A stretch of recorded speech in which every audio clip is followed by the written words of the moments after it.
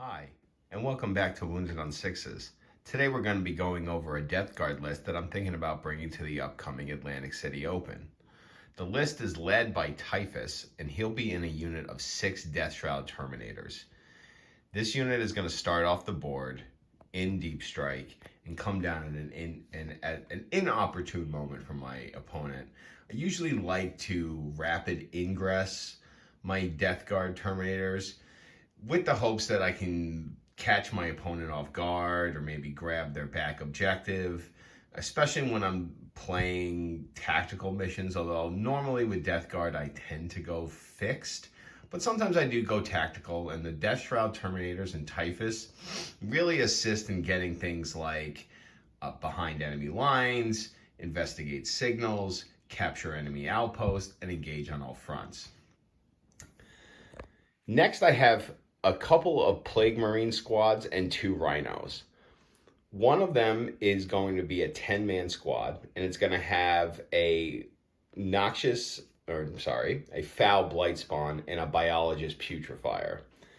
I like this build here because we're going to get fights first, and we're also going to get lethal hits on 5s, which we normally get lethal hits on 6 on most of our weapons.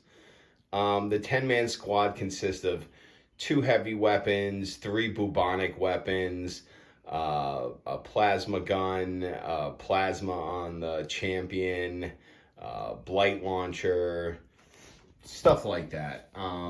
Really great unit I like to use them to get onto our natural expansion objective.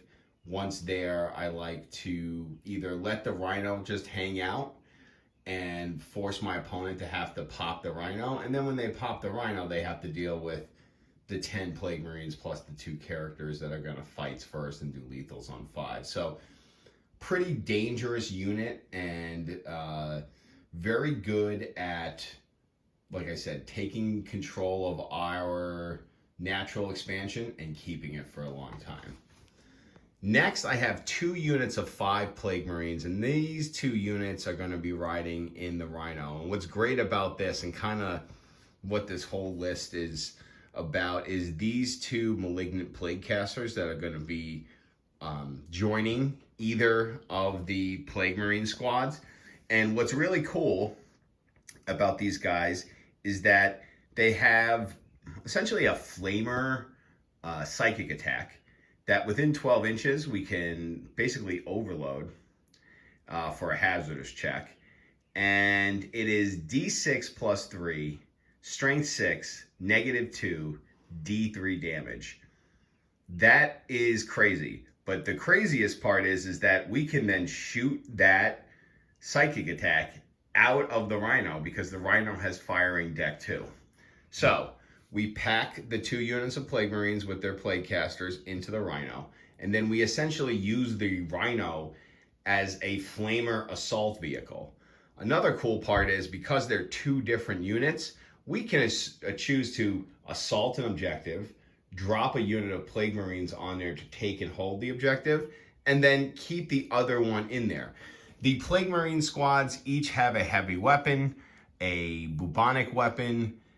One is going to have a melt-a-gun, and the other one is going to have a Plague Belcher. The one with the Plague Belcher will most likely remain in the Rhino so that we can have those double flamers, even if we drop off the other one and we don't have the other Malignant Plague Caster. The Plague Caster also has another psychic attack where it can -1 the wounds for melee attacks against the units. It can cast it on an enemy unit to make their wounds worse in melee. So that does help to keep our Plague Marines alive. And the Plague Marine squads in general are just jack of all trade. They have a lot of shots, a lot of attacks, and they're very, very, very good. And I'm really enjoying the kind of Plague Marine based Death Guard list.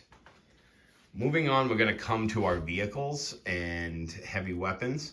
First, we have 2 blow drones. One is going to have the flesh mower, and the other one's going to have the plague spitter. I love bloat drones. They move 10. The Flesh Mower has a really good tank shock attack, especially against medium to heavy infantry. The Plague Spitter, although I've been having some pretty poor rolls with my 2d6 flamer shots lately, it can be very powerful. Also a good tank shock for regular melee units. Not as good as the Flesh Mower, of course. But those two Plague Spitters are really good. They're really good at Overwatch too. If I don't need to,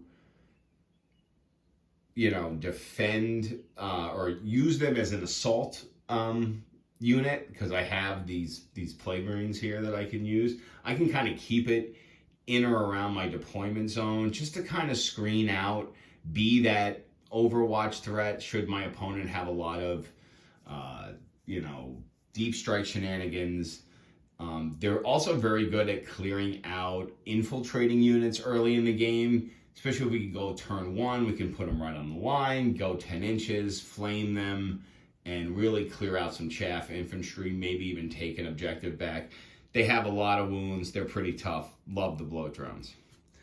We then have 2 Plague Burst Crawlers. They're both going to have the entropy cannons and heavy stubbers.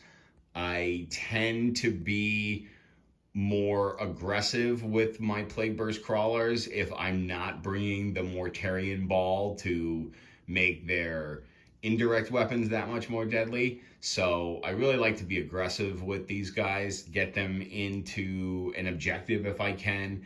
They are extremely hard to kill, especially when we can give them stealth by giving them Cloud of Flies. I also believe they have smoke too. So we have ways of making them harder to hit. They're very tough, 2-up save.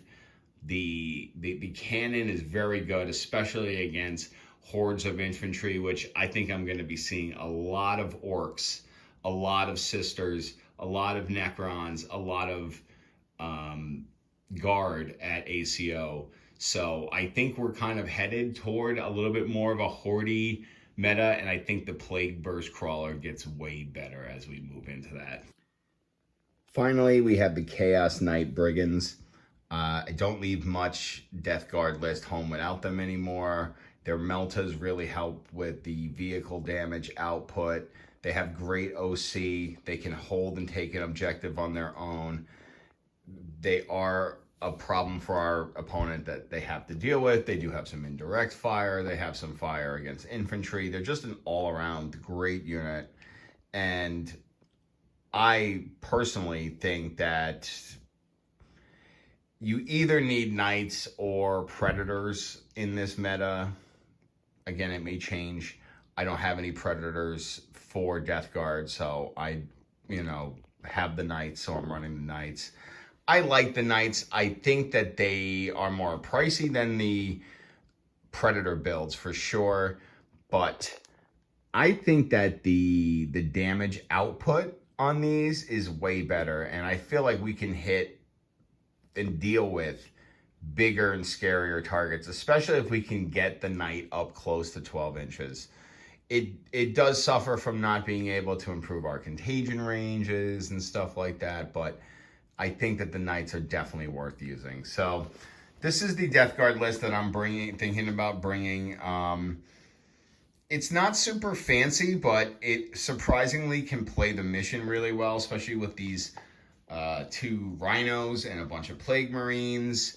It has some deep strike ability. It has ability to play tactical, which is not something a lot of Death Guard lists are doing. A lot of Death Guard lists like the fixed objectives. Personally, I like the CP generation of the tactical, and I'm trying to make tactical work with Death Guard. So that's why I'm kind of skewing my list, especially with the Plague Marines and the Rhinos, to make this as mobile a Plague Marine build as I can, and to keep my Death Guard competitive and flexible when I'm playing games. And depending on what my opponent does, having the ability to pick tactical, I think, is a big thing that Death Guard need to have if they want to remain, competitive. And I think in a singles match like I'm going to at the Atlantic City Open, Death Guard just have better matchups against the entire field than maybe my Tau do. So that's why I'm going to be practicing with both my Death Guard and my Tau for ACO. So let me know what you think about this list. Please like and subscribe if you haven't, and make sure to come back next time. Bye-bye.